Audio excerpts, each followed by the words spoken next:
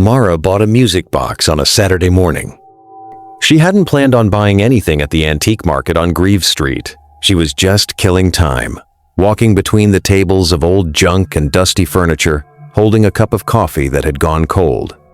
But then she saw it sitting between a broken clock and a pile of old magazines, this small wooden box with a little brass key sticking out of the bottom. Something about it made her stop walking. She picked it up. It was heavier than it looked.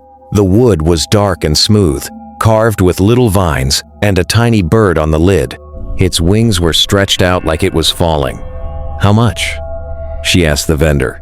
The old man behind the table looked at her for a second too long before answering. "Just take it," he said. "No charge." She tried to pay. He wouldn't accept it. She left feeling a little uneasy, but she figured he was just one of those eccentric old sellers who liked the idea of their things going to the right person. She put the box on her mantelpiece when she got home, wound the little key, and waited. Nothing happened. The key just spun loosely, like something inside was broken. She went to bed, a little disappointed, and forgot about it. She woke up at 2, 14 inches the morning, to the sound of music. It was soft and slow, a lullaby. The kind that sounds like it's been around forever, like your grandmother's grandmother might have known it. She lay in bed completely still, staring at the ceiling, every hair on her arm standing up. The melody went on for maybe 2 or 3 minutes, and then it stopped. She got up, walked to the mantelpiece, and stood in front of the box. It was exactly where she left it. Lid closed, key stiff. She tried to turn it. It wouldn't budge, like it had been frozen in place. She told herself it was a mechanical thing. Old springs do weird stuff. She went back to bed. It happened again the next night, and the night after that. By the end of the first week, she started talking about it. Her neighbor Claire, a no-nonsense math teacher who didn't believe in anything she couldn't write on a whiteboard, agreed to listen out for the music from her side of the wall. "If it plays, I'll hear it," Claire said. "Walls in this building are basically cardboard." That night, Mara sat in her armchair and waited. At 2:14, right on schedule, the music started. She sat there listening to it, watching the box, noticing that the lid never opened and the key never moved. When it stopped, she went straight to Claire's door and knocked. Claire opened it looking half asleep and a little annoyed. "Did you hear it?" Mara asked. "Hear what?" "It's been dead silent over here." "It played for almost 4 minutes, Claire." Claire looked at her the way people look at someone who hasn't been sleeping enough. "Come in," she said. "I'll make tea." Mara didn't want tea. She wanted someone to tell her she wasn't losing her mind. Those turned out to be two very different things. She tried recording it, set her phone up in the living room, hit record, went to bed. In the morning, she played it back. 8 hours of silence, basically. Just the fridge humming and the building creaking. No music. She tried leaving the phone in the bedroom with the door open, thinking maybe it would pick up the sound traveling from the living room. The music came at 2:14 like clockwork, clear as anything. She could hear every note. The recording caught nothing. She moved the box into the kitchen.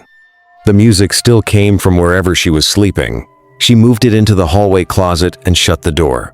That night, the lullaby played softly from inside the closet, just beyond the door, patient and quiet. Like it was waiting for her to open it. She did not open it. She sat on the edge of her bed, with her knees pulled up to her chest, and listened to it play. And for the first time since she'd brought the box home, she felt something colder than just being spooked. She felt watched. The tune started getting into her head during the day. She'd be making coffee or answering emails, and suddenly she'd realize she was humming it, this slow little lullaby, without even noticing she'd started. A colleague at work asked her what it was one afternoon. "I don't know," Mara said. "It's just something I heard." "It sounds really old," the woman said. "Like a folk song or something. Kind of sad." Mara stopped humming. She pressed her lips together and focused on her screen and didn't make a sound for the rest of the afternoon. But she could still feel the melody, sitting in the back of her throat, pushing gently, wanting out. She started having the same dream every few nights. She was standing in a small dark room with low ceilings and old black floorboards. There was a cradle in the corner. She never went near it. Something told her very clearly not to go near it. She would just stand there in the dream, listening, and then she would wake up. She went back to the market on a Thursday morning and found the old vendor right where he'd been before. He saw her coming and didn't look even slightly surprised. "The box plays," she said, skipping any kind of greeting. "But only when I'm in the room. Nobody else can hear it." He nodded, like she was telling him something he already knew. "Yes," he said. "What is it? Where did it come from?" He was quiet for a moment. Then he said, "It belonged to a woman named Alice. She bought it for her baby. The child died very young fever, in winter, a long time ago." After that, Alice played the box every night by herself, in the room where the cradle used to be. She did it until the day she died. Mara's stomach turned over. "Why did you give it to me?" The old man looked at her carefully. "I didn't give it to you," he said. "You came and picked it up. Nobody made you do that."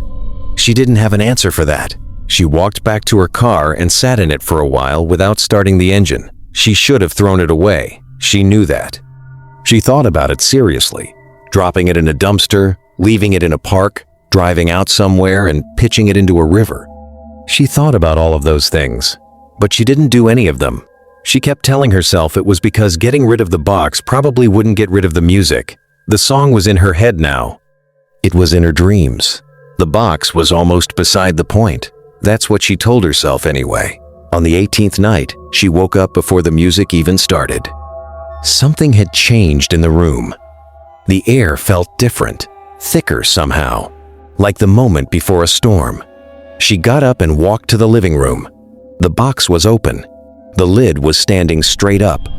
And inside, for the first time, she could see the mechanism, a little brass cylinder covered in tiny pins and a row of thin metal teeth waiting to be struck. The cylinder was turning. Slowly, smoothly, turning on its own. No key wound, no spring that worked, just turning and playing. She stood there staring at it for a long time. Then, slowly, she looked up at the mirror above the mantelpiece. Her own face looked back at her, pale, tired, hair messy from sleep, and behind her, just past the hallway entrance, something else. She couldn't make it out clearly. Every time she tried to focus on it, it shifted. It wasn't solid. It was more like a shape that her eyes kept sliding off of, like trying to look directly at something in the dark. Small though, low to the ground, and completely still, except that it seemed to be leaning very slightly forward, like it was listening. Like it had been waiting a long time, and had learned how to be patient about it. Mara spun around. The hallway was empty. She stood there breathing hard, her hand gripping the edge of the mantelpiece. Nothing. Just the dark hallway and the sound of her own pulse. The music played its last note and stopped, hanging in the air without finishing, the way it always did. She turned back to the mantelpiece. The box was closed. The key was stiff. She understood then what was actually happening. Not in a way she could have explained to anyone, not to Claire, not to anyone at work, not to anyone who hadn't stood in that room at 2:14 inches the morning and seen what she'd seen in the mirror. But she understood it in her gut, the way you sometimes just know things. It wasn't trying to scare her. It wasn't haunting her in any mean or threatening way. It was doing the only thing it knew how to do. It was playing a song for someone who wasn't there anymore. It had been doing it for over 100 years through every person who'd owned that box, every house it had sat in, and it had never found what it was looking for. Until now, it had simply found someone who stayed. Someone who kept waking up and walking into the room and standing there and listening all the way to the end. That night, she took the box and put it in the bottom drawer of her wardrobe under a heavy winter coat. She got back into bed and turned off the light. At 2:14, the lullaby started, muffled now, soft through the wood and fabric, but there, still there. It didn't matter where she put it. It played for her, only for her. She lay on her back in the dark and listened to it. She didn't get up. She didn't go looking in any mirrors. She just lay there, and somewhere in the second or third repeat of the melody, she felt it, a small weight settling at the foot of her bed, light, cool. Still, she pulled the blanket up a little tighter. She did not look. The music played on. The box is still in that wardrobe. Mara still lives in that apartment. She sleeps with the bedroom door closed now, and she doesn't own any mirrors. Every night at 2:14, she lies in the dark and listens to 8 bars of an old lullaby that no one else in the world can hear.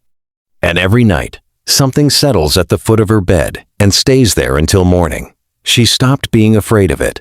That's the part that should scare you. Like and subscribe if you enjoyed this stories. You might never see this channel again.